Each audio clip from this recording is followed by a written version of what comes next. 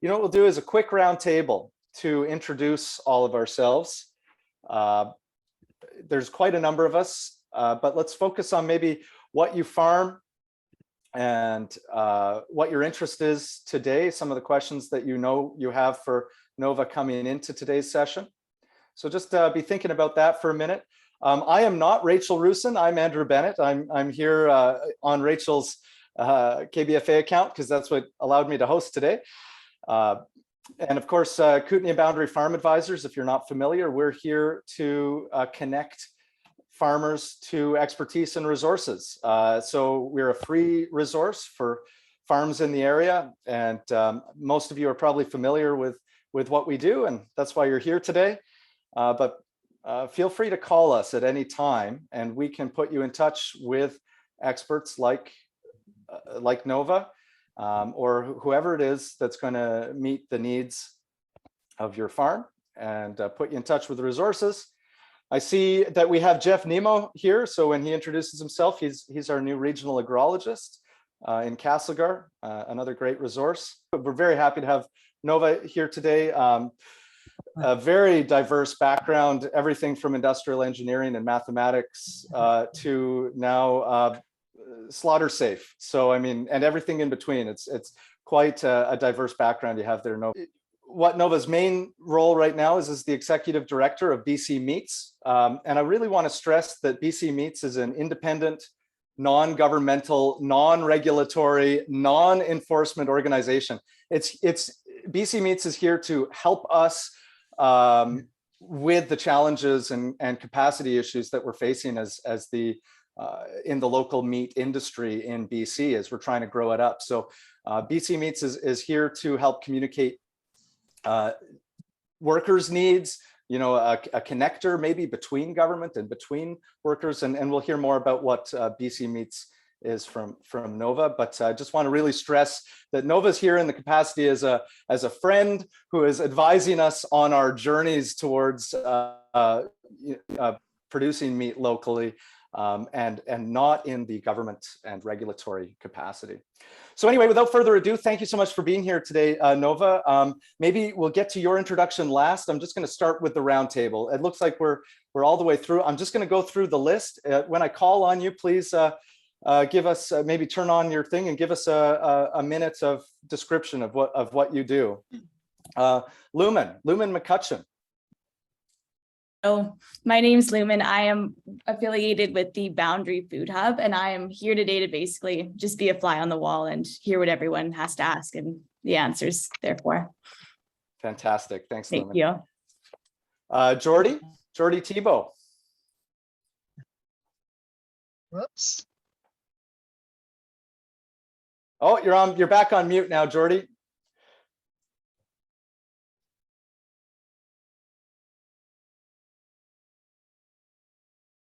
Are you there, Jordy? Maybe we'll come back to Jordy in a second here. Eileen Collins. Hi, so this is Aileen, and I'm in the Southeast Kootenays now, but and I'm a rancher. My interaction with the program goes way back because I actually had license number 1 in the province. And so as part of the original working group that worked with the province on the legislation and also writing the original Slaughter Safe training course. So that was on the coast. We sold our farm in 2020, and then we're developing our new farm out here in the Southeast Kootenays, just south of Fort Steele, and just getting our animals going. And so we'll be back to I guess get a license again. Before we had the Class D, which was a retail license on Muscogee Island. Fantastic, Aileen. Thanks so much for joining us today. Lots of experience there. The Hayneses. Yes, can you hear me? No? Yes, sure can, Maureen. Oh, okay. Yeah, we are ranching here in Rock Creek and used to raise all kinds of different animals for slaughter, but basically I'm here to find out what's new because we've basically cut out everything because you can't get it processed. Yeah, supply. of services, difficult to Right. find. Right. Liz Amaral. Hi there. I'm in the West Kootenays, just in Blewett. I have a small holding. I raise sheep for fleece and meat. Yeah, my husband, when he was alive, we did our own butchering, but he's no longer with us. So yeah, it's a bit difficult right now. Thank you for joining, Liz. Darla Sparrow. Hi, I'm in Kimberley in the East Kootenays, and we have 50 meat birds right now. We're doing like a pilot project this year as we work through to get our licensing. We live in town though, so we actually went through Young Agrarians and found a place to do our meat birds just outside of town. So I am here to figure out how to get my licensing in place for next year. Fantastic. Well, thanks. Deborah Breton.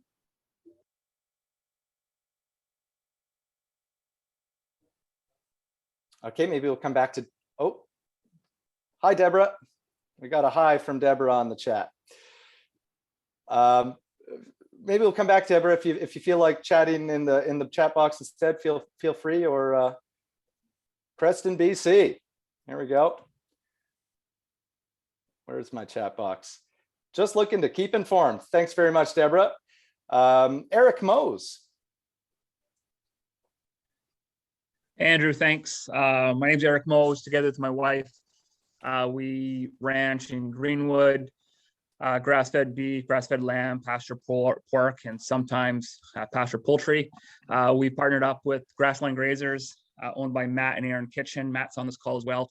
And the two ranches are coming together. We formed another business called Rancher Select, and we market all our meat directly to the consumer via Farmgate sales, farmers markets, and the interweb. Just looking at seeing what this whole Farmgate Plus thing is. I mean, we've used every single abattoir and meat cutter across North America, it seems like. So we know the pros and cons with everybody, and we're just wondering if and how a Farmgate Plus license can fit into that. Fantastic. Thanks, Eric. Names are Haley Truck. Hi, Andrew. Haley Truk. I work with Young Agrarians as the land matcher for the Kootenays, and just here to learn about the things and stuff and all these exciting changes. Thanks for hosting. Thanks, Haley. And our esteemed regional agrologist, Jeff Nemo. Very generous, Andrew. Thank you. Hi, everyone. My name is Jeff Nimmo. I'm based in Creston and have this spring started as our regional agrologist for the Kootenay region. So my role, I'm not specifically within the sort of meat inspection or meat licensing unit, but can definitely act as a connection point for some of those folks if needed. Otherwise, generally try and keep apprised with what challenges or cinch points there are for people. So definitely interested to hear what questions and experiences people are going to share today. So thanks. Thanks very much, Jeff. Kate Ayers. Hey everyone, Kate here with Country Life in BC. Much like a couple other people on the call here as a fly on the wall, listening in to see what people have to say. Great. Well, we love Country Life. Thanks for being here. Kathleen Simon.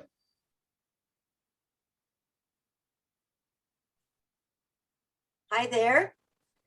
We're just flies on the wall also. We don't have a farm, but we're very interested in going to farms to purchase meat, chickens, beef, and we find that it's very restrictive right now to do farm purchases.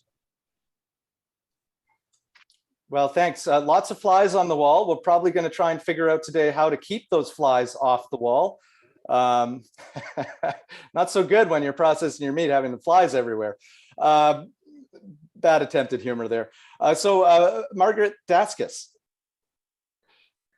Hi everyone, I'm actually located out of the lower mainland, but I am a food scientist and I'm working with Vicky and Lumen at the regional food hub in Rock Creek, and hopefully Vicky and Lumen can give you some more details, but it's in the infancy stage at this point in time.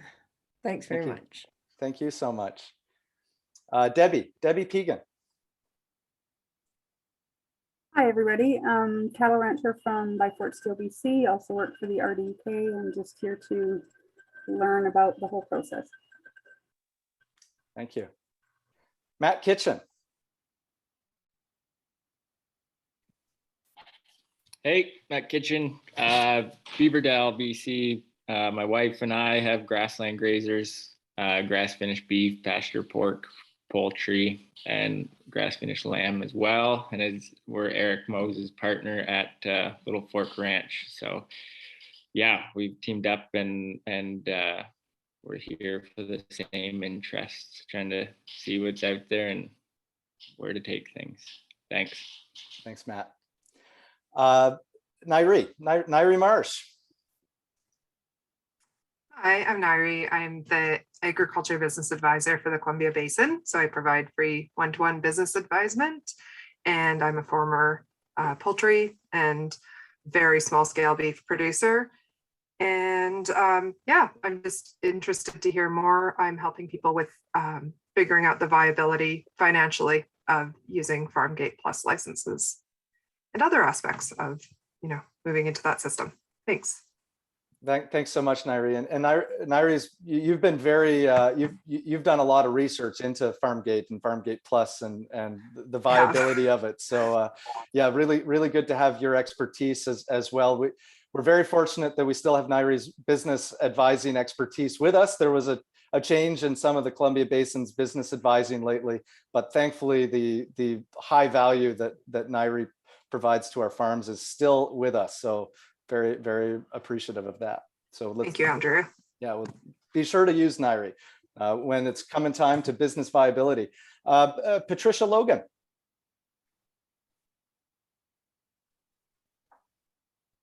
Hi, I run Silvertip Ranch in Bull River, and I do local sales of grass finished organic beef. That's it. Thank you very much. Renee Hetherington.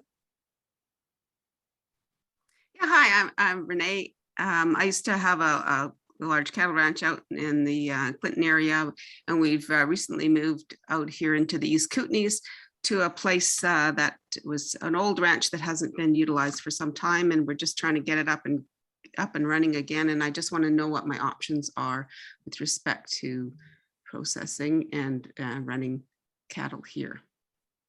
Fantastic. And Vicky G.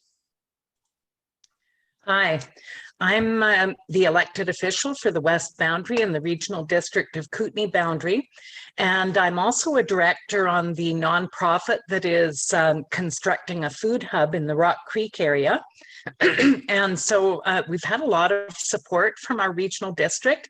They've applied for many grants and been successful at getting them. It's been a long, hard road. We've been at this for 7 years, and there are several people on this Zoom who have been also working hard trying to make something of this. And it feels like things are starting to really come together. And our main focus has been meat. It's been trying to address the bottleneck. So the food hub that we will be building is going to focus on cut and wrap and value-added meat processing, and hopefully it fits in with what individual ranchers are doing.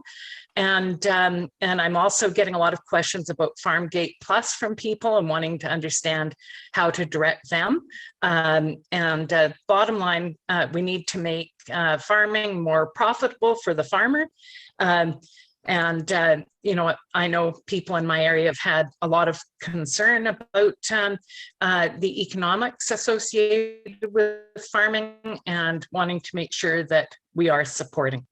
Thank you. Thanks so much, Vicky. A couple of people writing in with worse internet connections. but Michelle Schaefer from the Peace with a Farmgate Plus for poultry, and looking to expand their license to include red meat, beef and hog specifically. And Jordy Thibault has a beautiful farm out in Cranbrook where they grass feed lots of cow-calf pairs. And so also another beef operation. Thank you so much, everybody, for being here. Again, if you weren't on the call earlier, Kootenay Boundary Farm Advisors, we are here to help. It's free to use our service for farms in the Kootenay and Boundary region. So do give myself or Danny Smart or Rachel Rusin a call. I am not Rachel, I'm Andrew Bennett, in case you see my name on the thing is Rachel Rusin. Rachel coordinates the Kootenay and Boundary Farm Advisors. Pleased to have you all here. Without further ado, the Executive Director of BC Meats, Nova Woodbury. Thanks so much for being with us today. Looking forward to what we're gonna learn. Thank you. Yeah, my name is Nova Woodbury. I'm the executor of BC Meats. BC Meats is a non-government agency. Just to repeat what Andrew's already said, we do not write the regulations or enforce them. Our goal is to help improve the meat production and processing capacity within the province. And so what we really want to do is have local meat available to BC consumers. So should I start my presentation now? Absolutely, please do. And if people have questions, feel free to write them in the chat or use the raising your hand icon. And we can ask them by audio or by chat, however it suits you.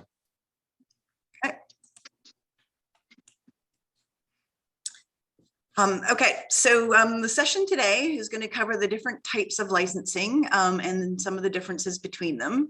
And it will also include the steps to apply for a Farmgate or a Farmgate Plus license.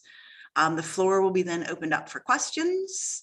All of the resource links mentioned in this presentation will be provided to the Kootenay and Boundary Advisory Group. If you want to have that list, you can get it from them.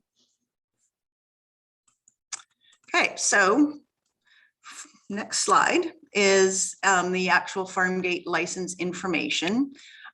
In the fall, the BC government took over licensing of the former Class Ds and Es, and they created 3 new licenses: Farmgate, Farmgate Plus, and Abattoir. And I've put some highlights on the differences between the Farmgate license and the Farmgate Plus licenses. Farmgate licenses are an entry-level license, annual processing up to 5,000 pounds or 5 animal units, and that's live weight. Meat products can be sold at the farmers markets within their regional district and at farmers markets within 15 kilometers of their farm. That's to take into consideration those operations that were actually close to the edge of a regional district border. Meat products are for end user purchase and cannot be resold. Farmgate licenses, you are now able to perform custom slaughter for neighboring producers, very much like the Class D licenses did. Again, annual processing is up to 25,000 animal units, 25,000 pounds or 25 animal units. And then sales are province-wide and can include retail stores and restaurants. On the Ministry of Ag, Fisheries and Foods websites, there's valuable sources of information, the list of steps to apply for the Farmgate or Farmgate Plus license, links to download the new SlaughterRight manual and the workbook, links to the BC Meat Inspection Regulation, as well as the Code of Practice for Farmgate and Farmgate Plus licenses. There's a frequently asked questions section, which has some very useful information, as well as many other links related to meat processing, as well as government funded programs. As I mentioned, if you want to have a list of that links, you can get it from Andrew. Okay, so taking a look at the differences between a Class E and the Farmgate Plus, you will have available a BC meat inspector to ask questions of during the process should you have any concerns while you're processing. And this also includes a provincial vet who specializes in identifying meat fit for consumption and underlying health issues that will affect the meat. You previously did not have access to him. This is not to be confused with the Abbotsford Animal Health Clinic, which you still have access to as a producer. You will also receive a visit from an inspector to review your plan, procedures, and facility before your license is granted. The inspector will also come to your farm about once a year to watch your slaughter process. And the aim is not to write you up, but rather to give you guidance and provide tips and techniques that will be of assistance to you. One of the changes from the previous slaughter safe guide is the person who performs the slaughter does not actually have to have taken the SlaughterRight course, but they must follow your written procedures as submitted, and it is your responsibility to ensure that they follow your procedures. If you are processing cattle, the Canadian Food Inspection Agency will contact you to ensure SRM procedures are followed. And just as a note, those former Class Ds that I've spoken to have had no issues with CFIA and the procedure that they had. So Farmgate license holders can sell meat products direct to consumers, retail restaurants, and farmers markets province-wide. This is quite a change from the Class E license. And of note, there's no infrastructure differences between Farmgate and Farmgate Plus licenses that I have been able to determine. So the key differences between a Farmgate Plus license and an abattoir license. The abattoir license are the former Class A's and B's. Abattoir license holders have a BC meat inspector on site at all times during slaughter to be a third-party overseer of animal welfare and ensuring only meat fit for human consumption is produced. Farmgate and Farmgate Plus licenses are allowed to conduct many activities outside, such as skinning, bleeding, gutting, stunning, and provided that the area is clean and pest-free. Abattoir licenses are required to skin and gut inside a protected building. And when in a protected building, it comes with a number of other requirements, such as proper building materials, drains, etc. If a Farmgate or Farmgate Plus licensee is processing in a building, many of the same requirements will apply.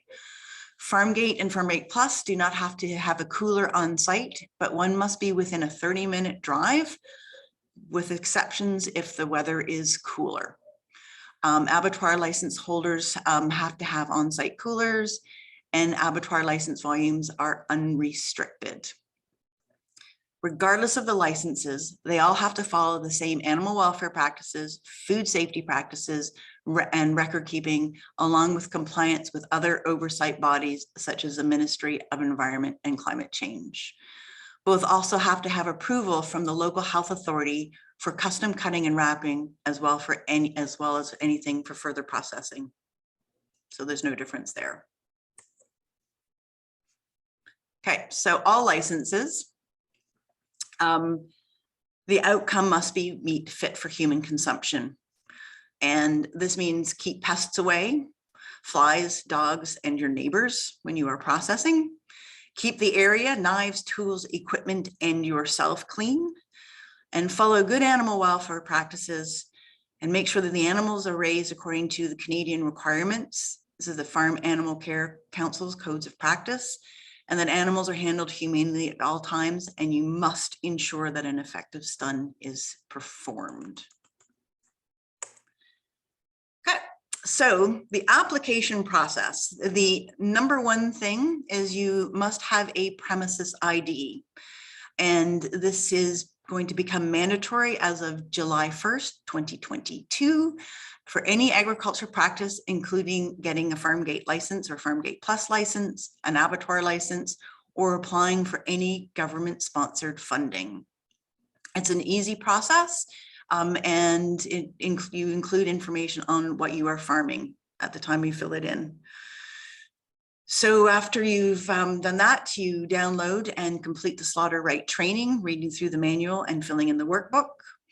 It is strongly suggested that you review the code of practice for Farmgate and Farmgate Plus licenses. There's some very useful information in there.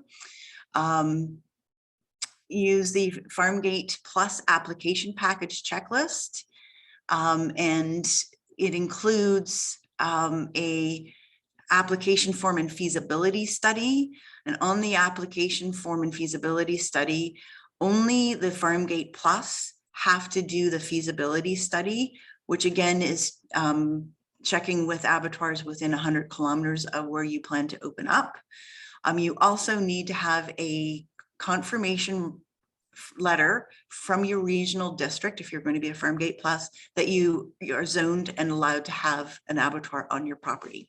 This is something that abattoir licensees also have to do and have had to do for quite some time.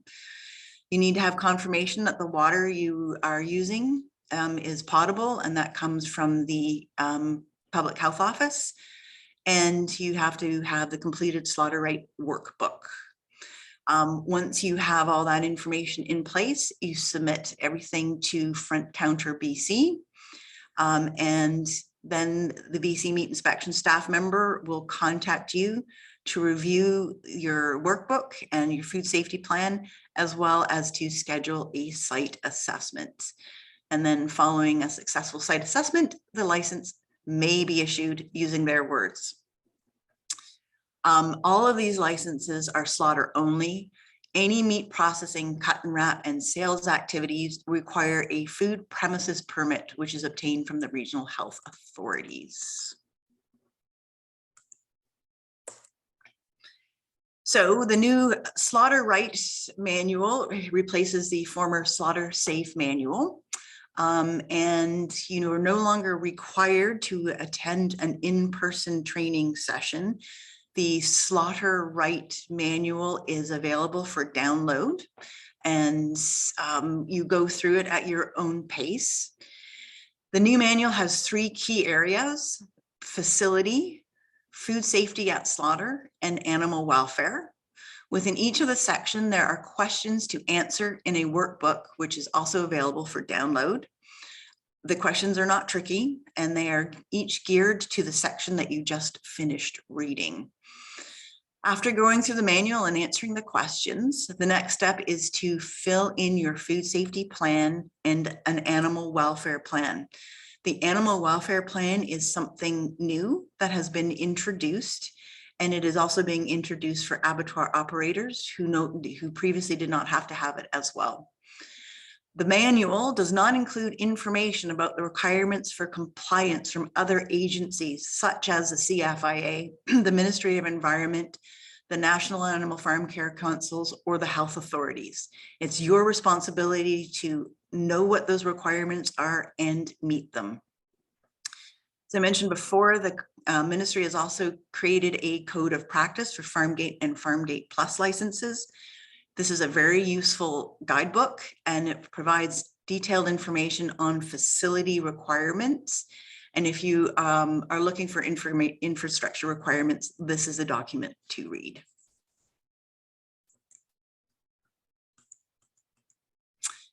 Okay, so question about record keeping has come up on a number of occasions.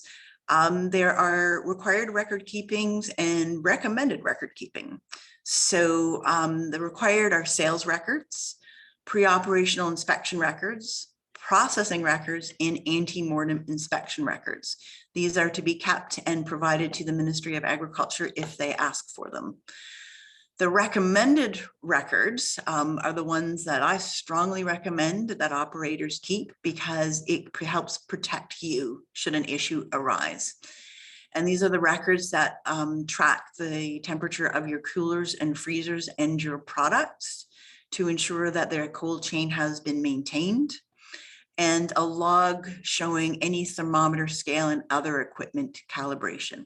Those will help you a great deal. Okay, so you probably have a lot of things to think about, but these are the things that I think are the most important. If you do build a facility or use an existing building, and you are allowed to use an existing building, big advice: don't back yourself into a corner. Don't put it too close to your house, and keep it away from areas where your animals are housed, particularly if you are going to be doing other people's animals. Biosecurity is really important, and take advantage of government programs. The number one is particularly the on-farm and the post-farm food safety programs.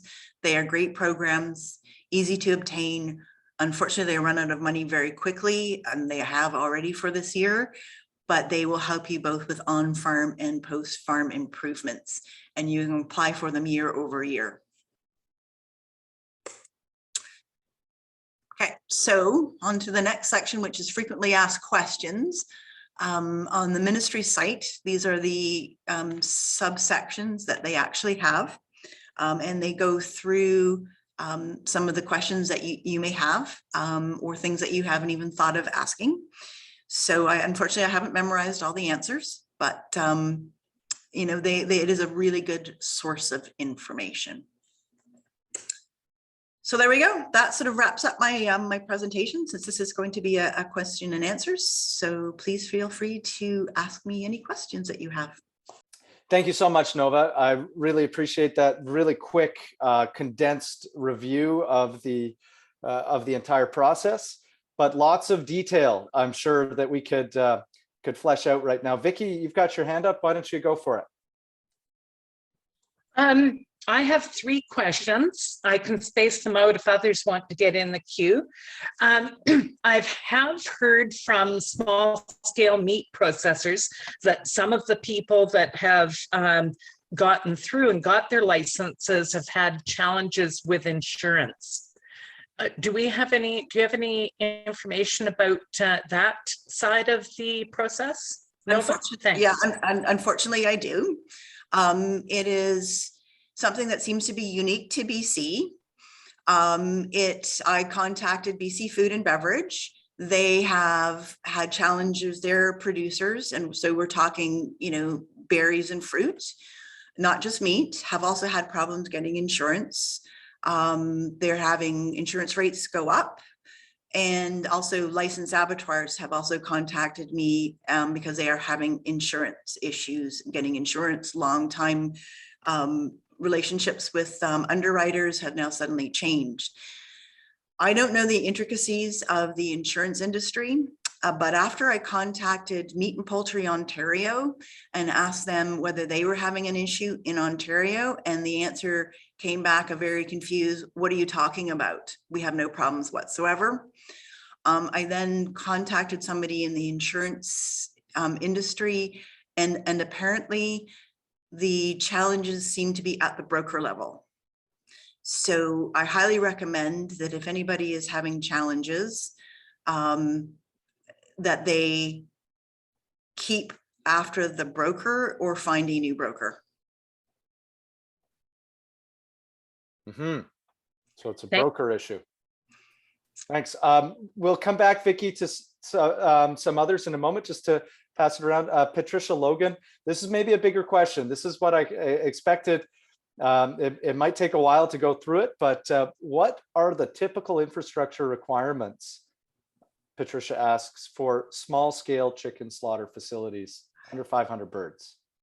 Okay, so there are no, that's a tricky one. The infrastructure requirements, that's something that the Ministry of Ag, and it depends on your unique situation. What they, of course, would like to see is the area where the stunning, scalding, and plucking takes place to be undercover, does not have to be enclosed.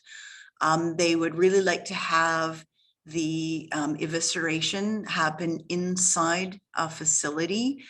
However, that is not a must in the Code of Practice, which there are over 200 musts in the Code of Practice, just to let you know. However, many of the musts relate directly to if you do have an enclosed facility, there are a bunch of musts that apply to that enclosed facility. But there aren't that many musts when it comes to having open facilities. One of the things that you really need to make sure that you do is separate the dirty side from the clean side. So you need to separate the last stage plucking from the eviscerating. And this could be as simple as hanging a plastic shower curtain. So it's going to depend on your specific facility. In the Code of Practice, at the very end of it are some examples of some building layouts one very simple one for red meat and one for very similar that is for poultry. But again, you do not actually have to be in a building. However, highly recommend a building because then you have more control over your environment. And as long as you do it outside and you keep pests away, however you do that, and it's acceptable to the Ministry of Agriculture, you should be fine.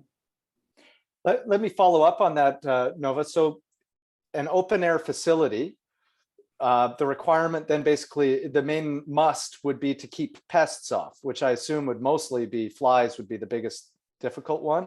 So if you did it in a tent with mosquito netting, for example, that's sufficient? Yeah. So flies are a big thing. Dogs are another issue. They must be kept away, and also nosy neighbors.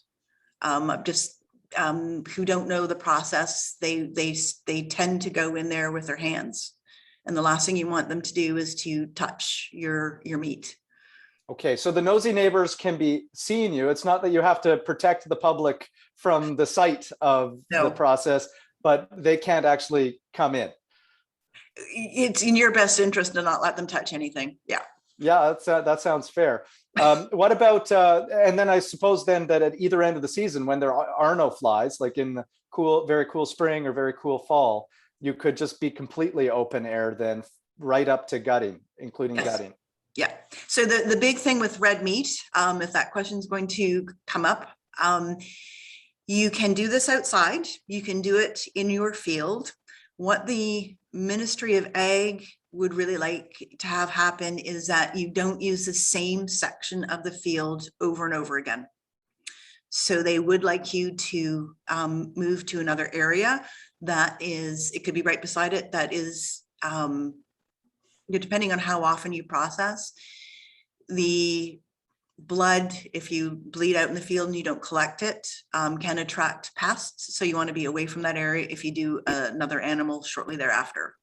So they just want to make sure that you're doing it into a clean site. And again, you'll so to clarify for myself then, so really it's a pest attractant and nutrient management issue, in the sense that if you collected all the blood and all the guts and remove them from the site, you could return to the same site over and over, so long as there's a process for making sure that the nutrients aren't soaking into the same spot and it's not creating a pest vector issue. Yeah, or a potential contamination issue of other things.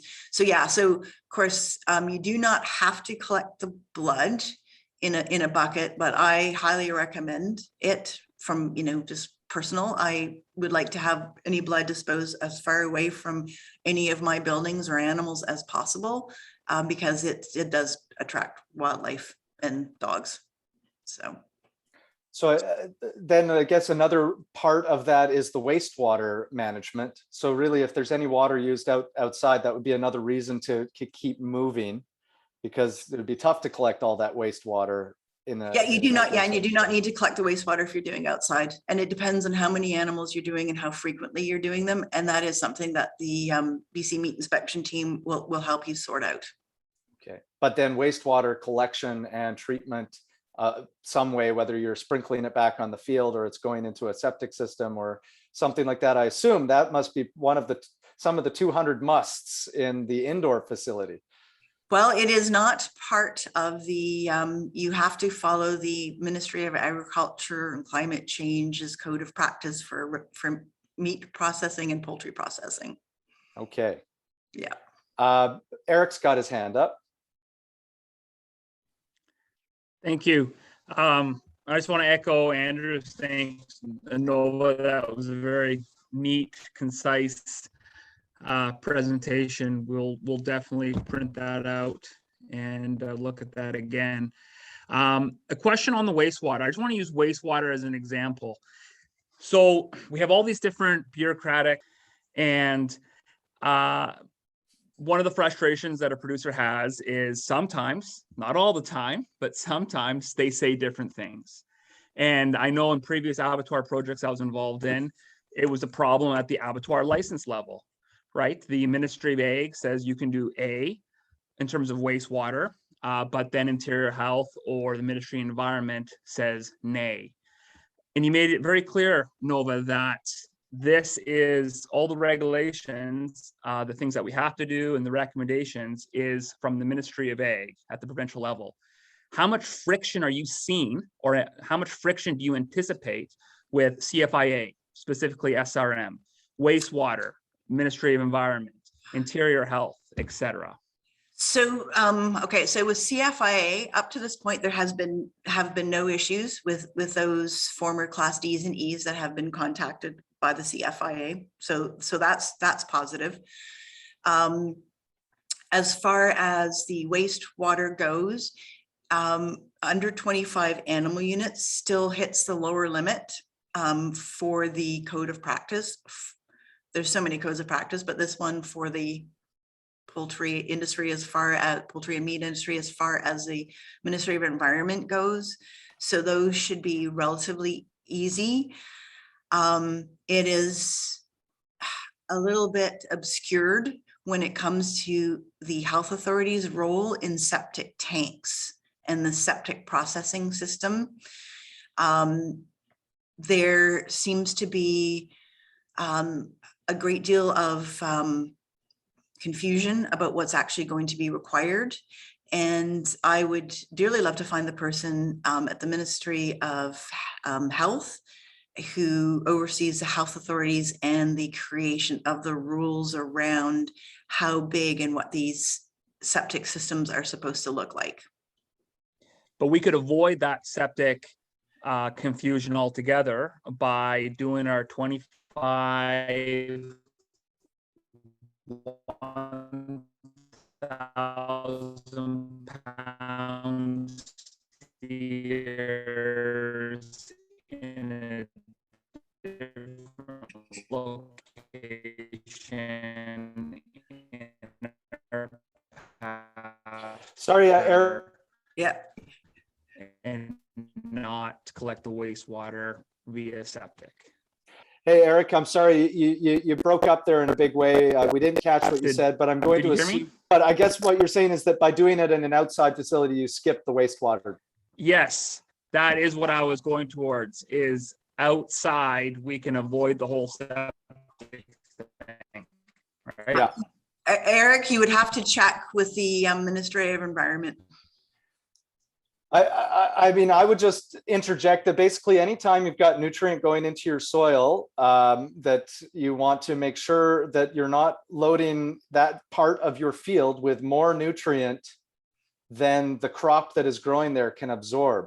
So for example, I am on my understanding, and now Jeff Nemo, you feel free to jump in. Jeff's really an expert in nutrient management issues on farms. But my understanding is that the codes of practice and the Agricultural Environmental Management Code does allow you, for example, to collect wastewater, and with an irrigation plan and with a nutrient management plan, irrigate your wastewater onto cropland that isn't going to feed animals. I'm pretty sure there's something like that. I'm not going to hang my hat on it, but there are ways that you can apply your wastewater to your land. So Andrew, maybe and again, this is, I don't have a final say on the way that the Ministry of Environment's Code of Practice for Agricultural and Environmental Management is enforced on any specific operation. But yeah, and I think important distinction here is the wastewater discussion and the other processing waste. So whether it's blood or offal or other things. And in general, if you can keep those streams separate, I would say that would be really advisable. The waste, if you collect wastewater and then try and treat that, you're going to end up into quite a tricky part of the regulation and probably need to go through a fair number of hoops to get approved to be able to discharge that once again. Whereas the Code of Practice for Environmental Management has some very farm level sort of mechanisms where if you're treating your waste streams, so the other waste products, like the sort of sludgy solids, let's call them, those ones have some very specific disposal options as long as you're under those the amounts within the farm code. So you don't need to go all the way to the big, if you're the sort of slaughter disposal stuff that might be applying to a large abattoir facility. But I think as Nova mentioned, as you're going through this process, a check-in with the regulators that you may have to be dealing with. So, and one of those is the Ministry of Environment, is just to make sure that you're on the right sort of page with understanding their levels. Our ministry can be that sort of first kind of, are we down the right path point of contact, but ultimately we don't have that enforcement or regulatory role. So it is a nice idea to check with them if you're going down this path for business. Thanks very much, Jeff. So then I understand it's kind of like Nova mentioned, really keeping the dirty and the clean processes separate. And then what Jeff's saying is really to keep those sludgy solids, the blood, the offal, maybe compost those separately. And then the wastewater is just things like for cleaning tables and washing down floors and this kind of thing. Is that roughly right, Jeff? What, like if you can keep those streams separate? I guess this is where you're saying is it best to get in touch with the regulator and discuss what their specific requirement is going to be? Well, I'd say that, and maybe Nova might have a thought on this too, and I'm not as familiar with the full slaughter code that, and again, too many codes that the meat inspection group has released for, which is largely focused on food safety. And I imagine in there's probably some guidance on that, sort of your streams of wastewater or of water that you're using in this process and how to maintain that. I would start there. Nova, do you have a sort of clarification? The new SlaughterRight guide does not include that information. It has a page in it that lists all the agencies and what they oversee. And that was, and then throughout, of course, it's, contact your local CFIA. And that was because the SlaughterRight guide is only the Ministry of Agriculture's responsibility, not the other agencies. So it doesn't include a lot of information, but the list is there so that you become aware that there are those other agencies that you still have to comply with. And as a farmer or rancher, the Ministry of Environment's Code of Practice, farm practices, they have to meet that. Where they put their compost, how they protect that compost from grazing or predators, and that stuff, they all have to meet that. Okay, thank you. Darla's been sitting there with her hand up for a while. Darla, go for it. Hi, I'm curious if you know if any mobile setups have been approved, because I feel like everybody's having the issue of trying to get on land and purchase land. So we're looking at doing ours all mobile and possibly being on different people's farms throughout the season. And we've been considering like a bus or a van. So with it being open air, is that not necessary if we're still within 30 minutes of our cooler? So so there was actually one of the frequently asked questions that that came up. Let me just go over there, and it was as a Farmgate or Farmgate Plus. They let me just see production. They don't allow you to be mobile. Oh. Yeah. Oh, okay. Okay. Yeah, so I'm gonna read. So with my Farmgate Plus license, can I provide a mobile slaughter service for producers? Their response: no, you cannot provide mobile slaughter services for a producer who does not hold a Farmgate or a Farmgate Plus license. Oh, but if they were all my birds, just like on different farms, like I'm only slaughtering for myself, like for my own. I mean, mobile as in like I don't own a property, so I can't build a facility, but we were considering like purchasing a van and then being able to go from one farm where I farm my chickens to the next farm where I farm my chickens. They're all our own. Does that make sense? Just because we don't own a property to raise them ourselves on. Right. If I understand correctly, Darla, That's fine in the sense that if you've got farm status and those leases are part of your farm, Yeah. and they are probably included on your BC premises ID as well, as long as it's part of your farm. Is that correct, Nova? That if it's on your farm? That would definitely be something that you would have to clarify with BC Meat Inspection. Okay. Yeah. Then in terms of infrastructure requirement, we talked a lot about like up to gutting, which you can do outdoor, beneficial to do it indoor. And I guess one of the benefits of indoor is that can speed your process to becoming an actual abattoir, because that's one of the main differences. But then I guess we didn't talk a lot about the indoor requirements. So I guess my understanding of Darla's question is, what are the indoor requirements, and can it be packaged in a bus? Yeah. Yes, it can. The indoor requirements are, of course, proper impervious and easily cleanable floor, walls, and ceilings. You must have proper air circulation. You must have proper lighting. All licenses, whether you're doing it inside or out, you must have running water. Now, and basically, what the whole purpose of the running water thing is, of course, they do not want you washing your hands or rinsing a knife in already dirty standing water. Unfortunately, I've seen that happen. And so Ministry of Ag's, things have changed since, the BC Meat Inspection regulation came in years ago. When CFI and BC Center for Disease Control were involved, the Ministry of Agriculture is really keen on thinking outside the box. So when it comes to running water, they may be open to having a jug. You can think of either one of those, meeting coffee pots, or the camping water jugs that you use. With the water stored in it, you'd open the tap and you can wash your hands in fresh, clean water. So inside or out, those are going to be requirements. You're going to have proper drainage from the facility, and that usually, whether that's actually going to be draining into an approved septic tank or a septic field, or you're going to be collecting it separately, or you're going to be draining out into an open field. Again, that's part of the issue.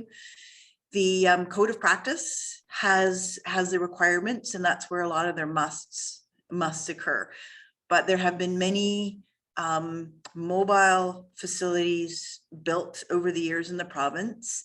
Very few of them have remained mobile, particularly because they were finding that they were going to places without well-maintained roads, and they had invested a great deal of money in these facilities, and they're rattling up these bumpy roads only to arrive there and not have the site actually ready.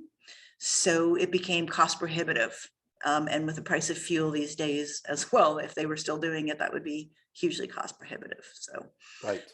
But yeah, there were travel trailers that were converted into mobile slaughter facilities. So, so if we wanted to do it all in open field and not purchase a vehicle to do this in, it would be possible just to have it in the back of my truck, show up on my leased land, do it there, and just have that infrastructure set up in my plan, and then tear it down, clean it up, tear it down, and then go to the next leased land. Whatever your procedure is that you're going to do, yeah, you have it just approved by the Ministry of Ag, and if they're okay with you going from site to site like that. So okay. Then if I was just to follow up and sort of expand on Darla's question a little bit, if there were multiple farms, as long as each farm had separately applied for and obtained their Farmgate or Farmgate Plus license and had done the SlaughterRight training, then all of those farms could potentially share the same mobile infrastructure. Like the same mobile infrastructure could potentially move between those different farms as long as each one independently was licensed. I would say it should be okay, but since I'm not the enforcer or have the nitty gritty on the behind the scenes information, they would be the ones to talk to. And just to, you know, make it very clear that you are leasing these farms. They are always your birds, and you just have to move to where they are located. Right. Okay. Can I do one more question? Sure, and we need to Kind get of- back to Vicky too, because I cut off Vicky Yes. on one question too. So yeah. In there, it said that not everyone needed to have the SlaughterRight. So I could take it. My husband's also there. As long as we're following those rules, we're good. If I wasn't on site, but they were following the rules, is that still good? Like following the written plan? Or do I need to be on site with It's your responsibility to ensure that they follow your procedures. And if you're not on site to ensure that they are following your procedures and something were to go sideways, it's all on you. Okay, sounds good. Thank you. And an interesting comment before we get to you, Vicky, from Nairi, that really another so check with the Ministry of Environment about your wastewater. And what Nairi says is check with your regional district about potential additional code requirements, for example, on ceiling height. So on food premises. Yeah, so it's actually included. The ceiling height requirements and rail height requirements are included in the code of practice for Farmgate and Farmgate Plus licenses from the Ministry of Agriculture. That would be the Ministry of Agriculture's code of practice, not to be confused with all the other codes of practice that we mentioned. Okay. So yeah, so they do have ceiling heights for rail systems. You know, and that's mostly for red meat, of course, because you do not want to have the red meat dragging on the ground, because all of that would have to be trimmed off.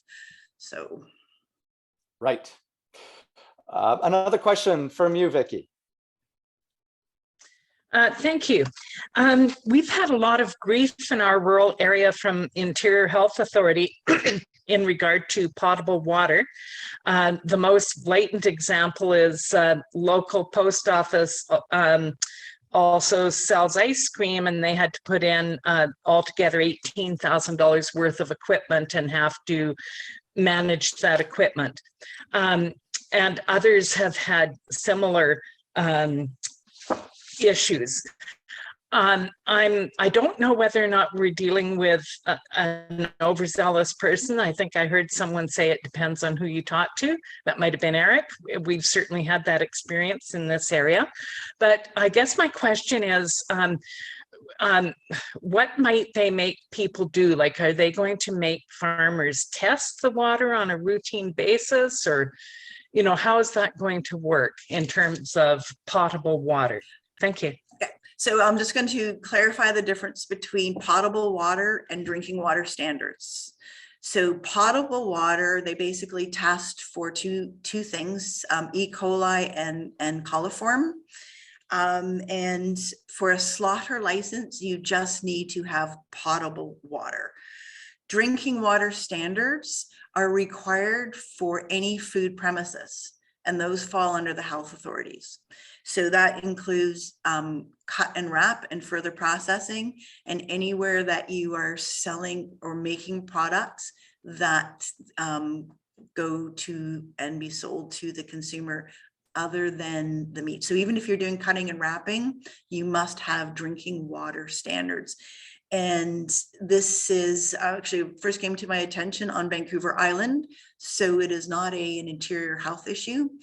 I'm thinking about this one plant in particular was a Class B turkey processing plant. He wanted to become a Class A. He had to have a detailed drinking water test done. His well was 52 feet deep. They test for everything. They're not just testing for biologicals, they're testing heavy metals as well. And a number of heavy metals were found on his property. And then they were going to get him to require a water source study where his water was coming from. So he basically abandoned the idea because it was just a nightmare, needless to say. So when it comes to a abattoir license, a Farmgate license, or a Farmgate Plus license, luckily you only need to do the potable water testing. That has to be done at a public health office approved laboratory. And they, even as a class D and E, these tests still needed to be done. And depending on the results of those tests and the well depth, whether it's a surface well, a spring well, or a 300-foot well, depending on the depth of the well and depending on the outcome of the potable water test, you may or may not be required to put in some kind of treatment facility for slaughter only. And that is all going to depend on your water. Thank you. Did you have one Excellent. other I question, didn't Vicky? understand all that. I do. I'm wondering whether or not there are any challenges. Like, I think that most of the people that are wanting the Farmgate Plus are looking to slaughter on their premises and then take the carcasses for cut and wrap elsewhere.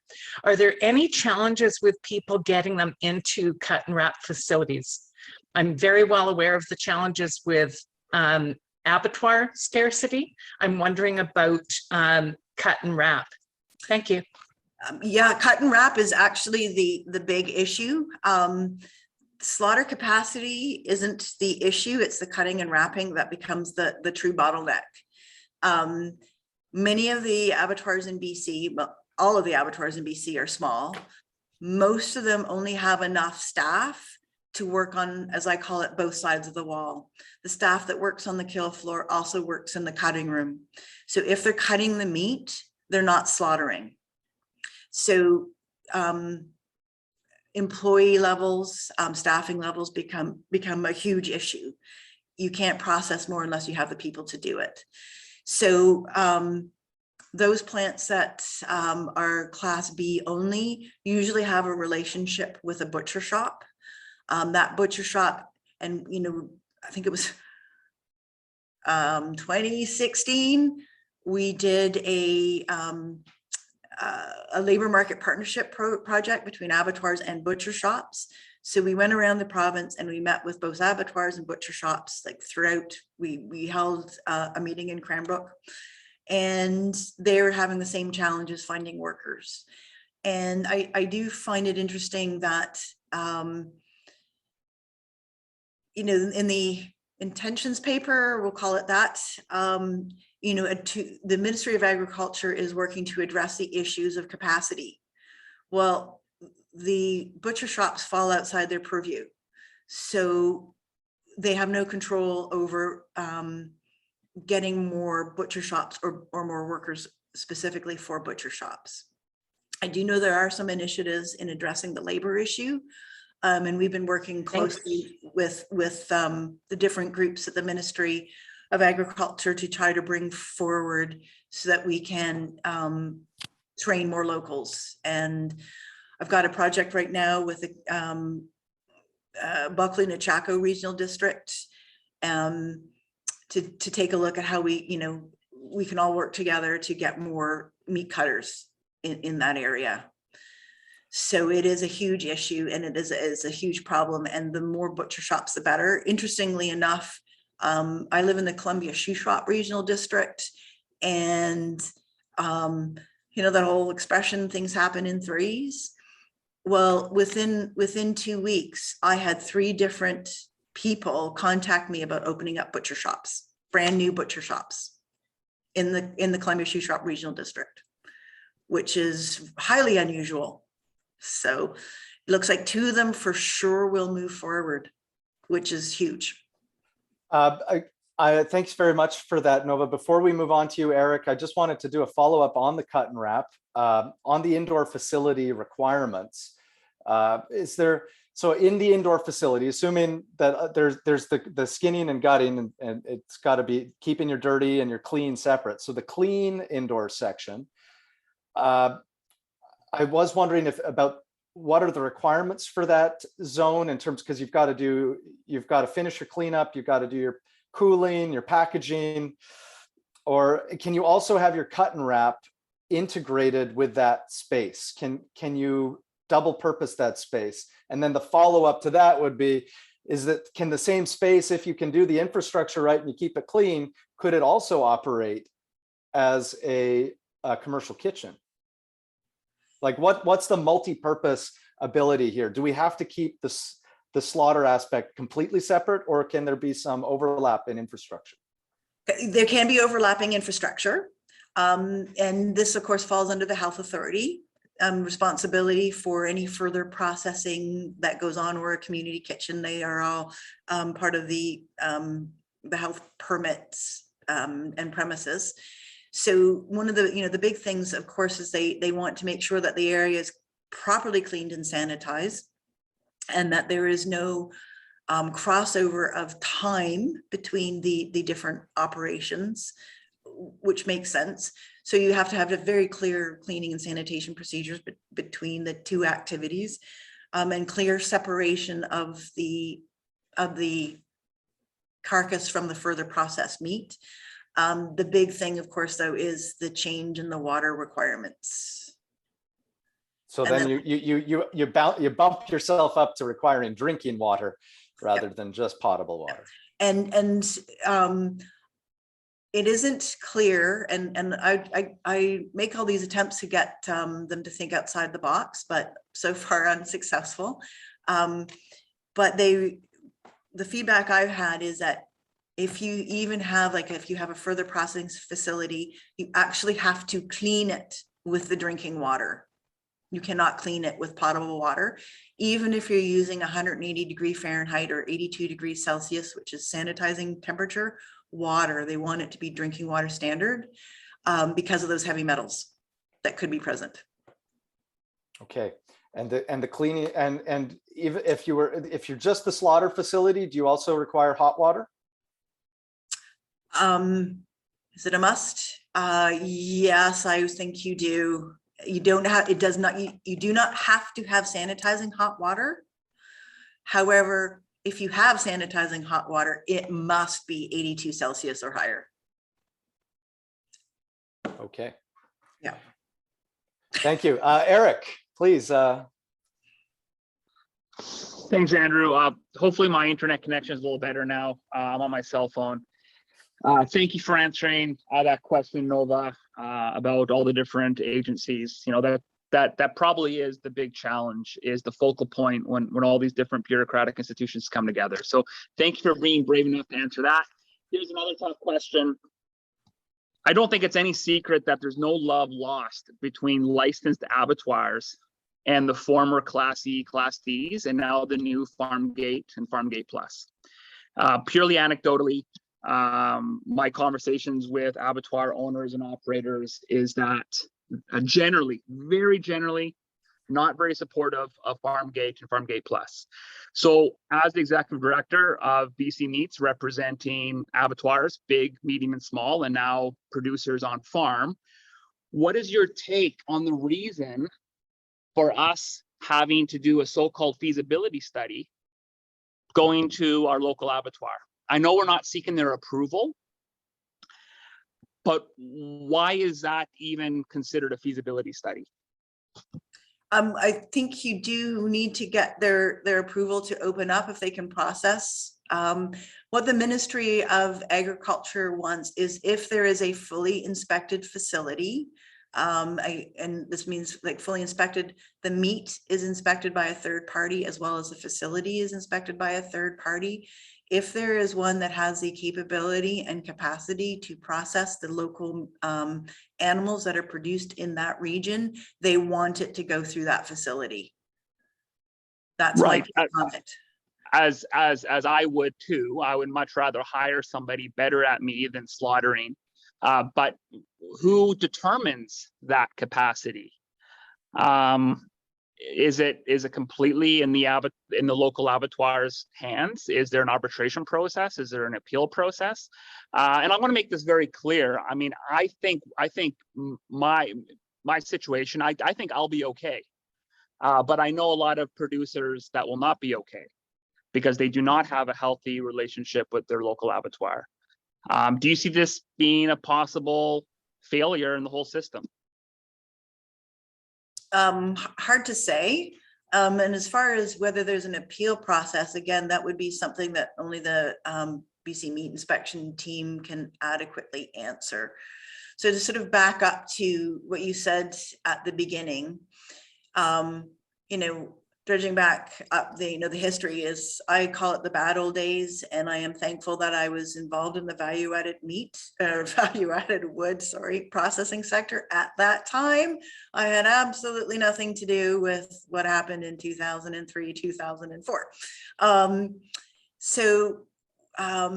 During that whole process, the plants that moved forward with improving their facilities to meet the new inspection regulations as they were understood at the time, they invested a lot of money. They got a lot of match funding, but they still invested hundreds of thousands of dollars.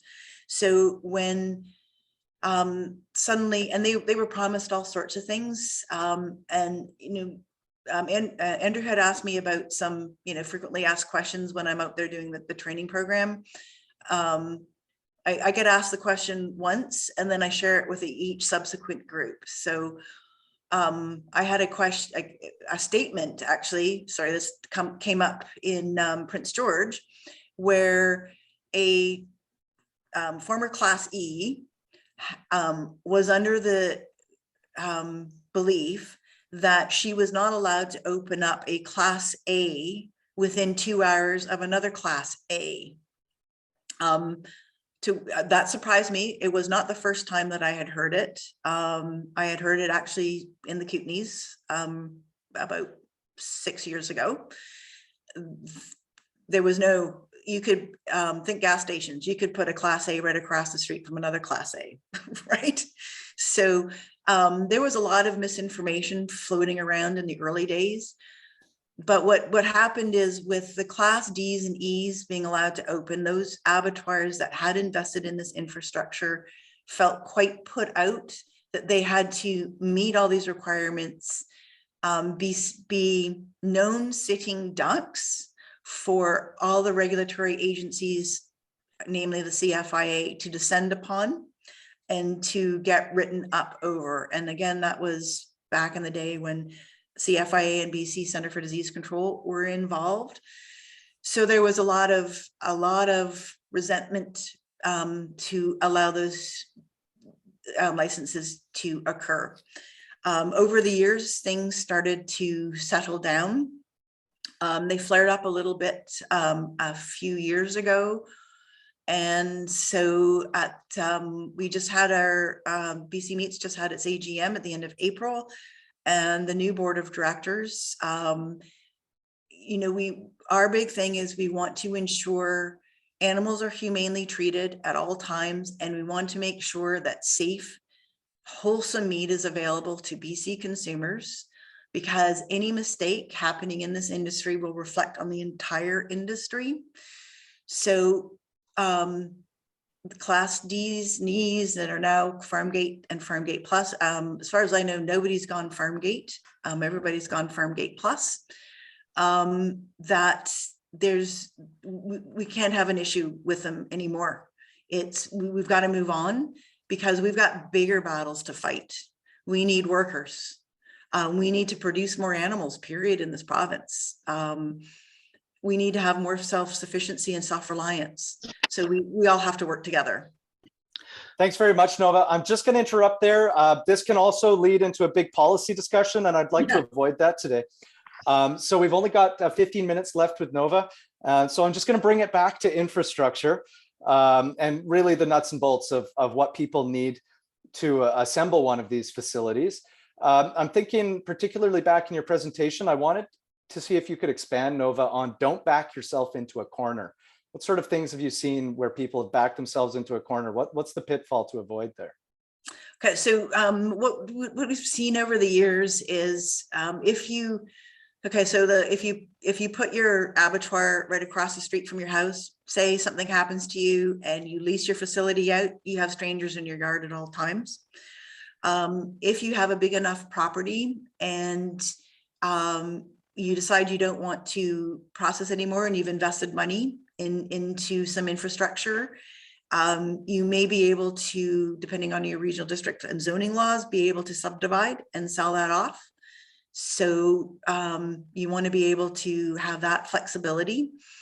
Also, if you are backed into a hillside and you just have limited space, but in the future you want to expand, that facility, that area may not be sufficient enough to allow expansion. So it's just one of those things. Make sure that you keep your options open as much as possible, and that you don't have people driving through your yard.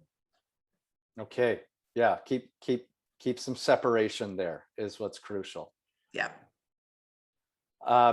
What are specifically some of the differences like between for a red meat facility? So I mean, a lot of us are familiar with the minimum for a poultry facility, but what's the minimum for a red meat facility? Something that's going to do at least hog size. Say hogs and sheep goats would be one size, and you probably have to go a size up with ceiling heights and various things for cattle. But what are the minimum requirements there?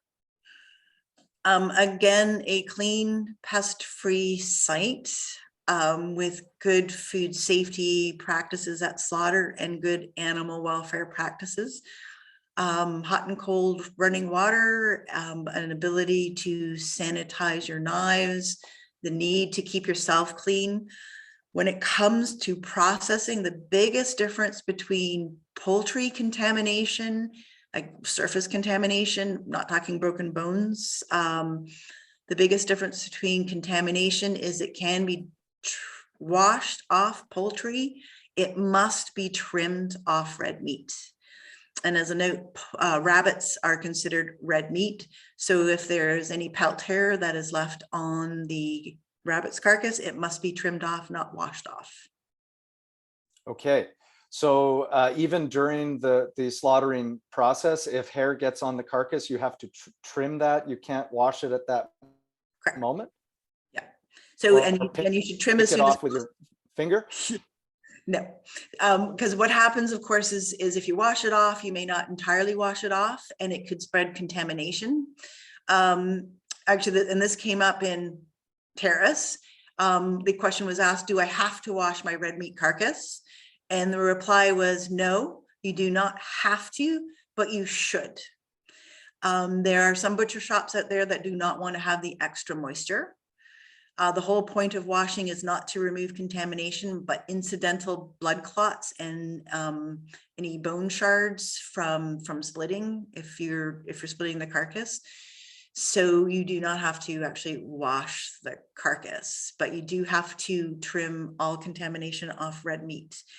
So I just want to be clear then. So in the actual slaughter process, if a hair gets on the carcass, from that moment, you're not allowed to wash it off. You're not allowed to pick it off. It has to be the meat that hair touched has to be trimmed off. Correct. Okay, fair enough. That's very helpful information.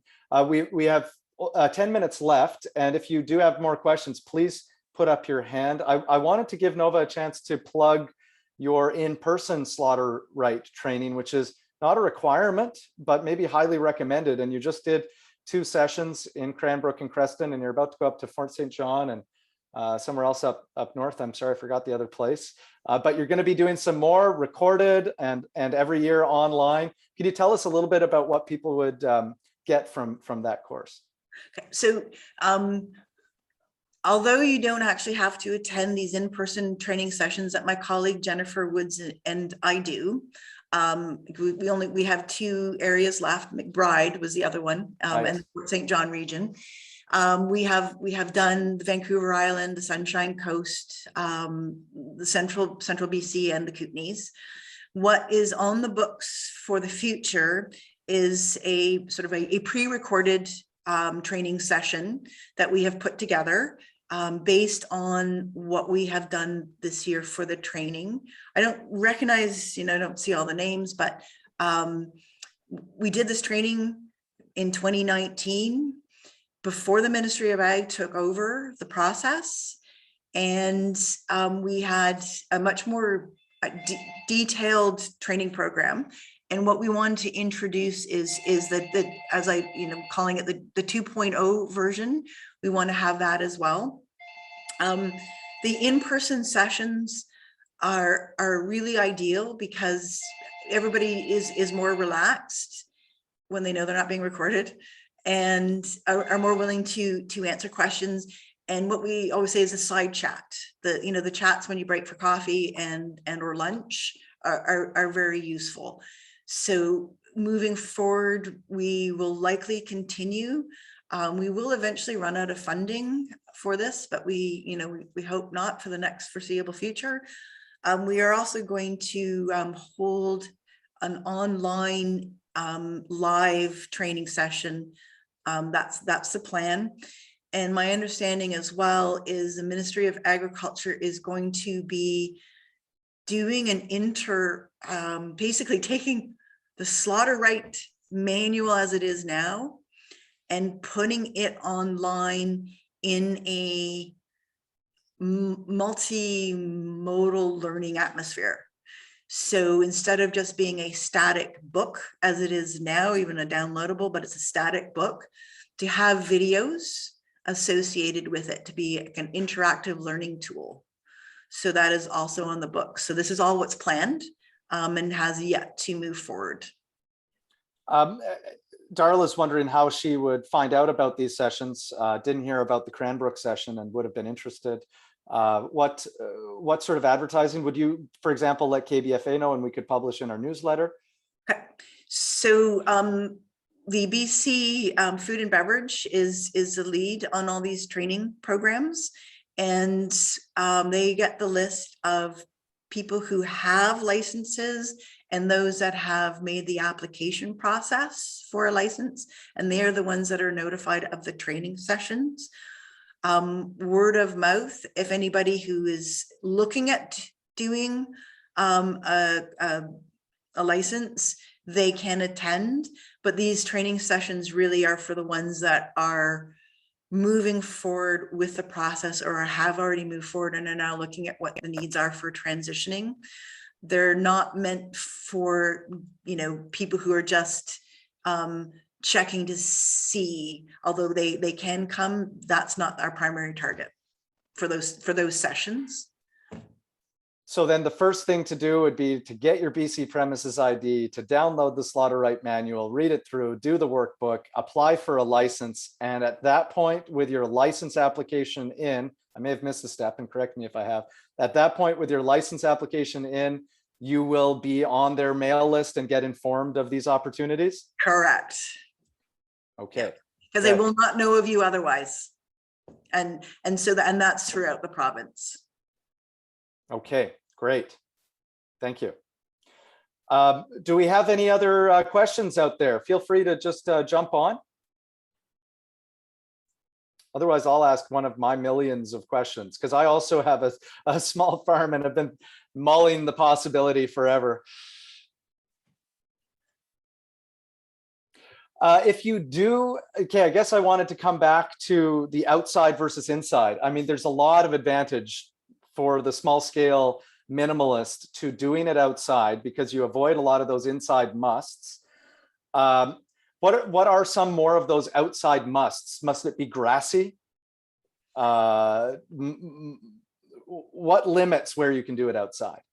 Well, of course, what you really want to avoid is any splash up, right? So in your procedures, I mean, if you follow good procedures and techniques, if you use a tarp, make sure it's a clean tarp. If it's grassy, make sure that it's clean short grass. Make sure the area is protected. Most of the especially the Class Ds and many of the Class Es have all chosen to put buildings up. So okay. And yeah. and once you add a building, then it's going to be just like following all those musts in the list. Which makes sense, because those musts all relate to food safety and animal welfare. Absolutely. So they look a bit daunting when you see 223 of them, but don't let that shock you. Many of them actually make sense when you actually read the must in the sentence. I think there's only 83 shoulds, Not that I count. Okay. Well, I mean, there's a lot. There's a list. Go through them. Make sure you meet them.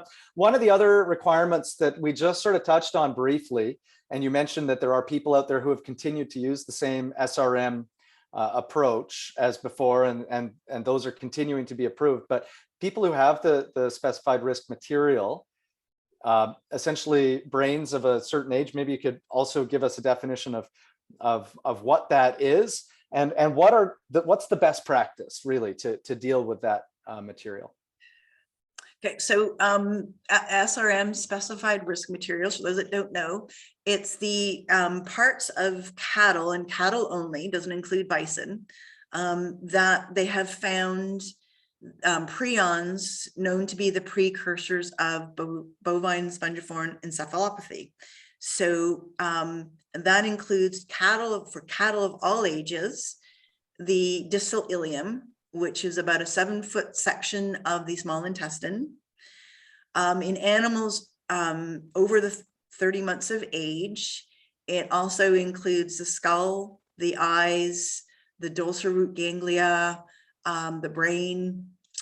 So there are further parts that also can have these prions present. Now, you do not have to separate the BSE, the SRM material from the other waste if you treat all the waste as if it were SRM. And it is the Canadian Food Inspection Agency that oversees this. You can separate if you want, and many of the abattoirs in the Kootenays do. They separate the SRMs and they bag it, weigh it, record it, and they put it in a chest freezer until that chest freezer is full. And then they get an SRM permit to transport, and they drive to Alberta and dispose of it at West Coast Reduction's big, huge incinerator. The SRMs do not compost efficiently. I think it takes up to 7 years for them to compost correctly. If you are going to be burying them on your property, again, there are CFIA has rules about fencing out that area from any grazing ruminants. So. Okay. So actually, interesting. We've hit 11:30, but I did want to ask. So you did say mostly cattle. At one point, I did bring in some goats of mine that were over 2 years of age, and they were treated as if their heads and spines were SRM. So I was interested about that. So yeah, so to clarify, in sheep, it's a very related disease, but it is not BSE. And so it's sheep heads over 2 years can be collected and sent for random testing to make sure that they're not carrying the sheep version. Thank you. And thank you so much, Nova. Lots of thanks rolling in on the chat. I know people are really appreciative of your time today. It is a very large and complex issue. We've started to touch on a few things. There's plenty more to cover, so I'm sure we'll have to do more of this. Please, everyone, remember, do get in contact with us at KBFA, and we can put you in touch with Nova. Is that correct, Nova? And we can certainly share your presentation here and let you know when Nova's going to be teaching in our area. So thank you so much, Nova. It's been a real pleasure today to have you. No, thank you for inviting me. Okay, and thanks to everybody. We will make the recording available, and we'll get that presentation out. Also on the KBFA site, we'll list some of these links so that you can get it there as well. SlaughterRight manual, the code of practice, the food safety planning and animal welfare planning documents. So we'll make sure you get all of those resources. Thanks so much for coming out today.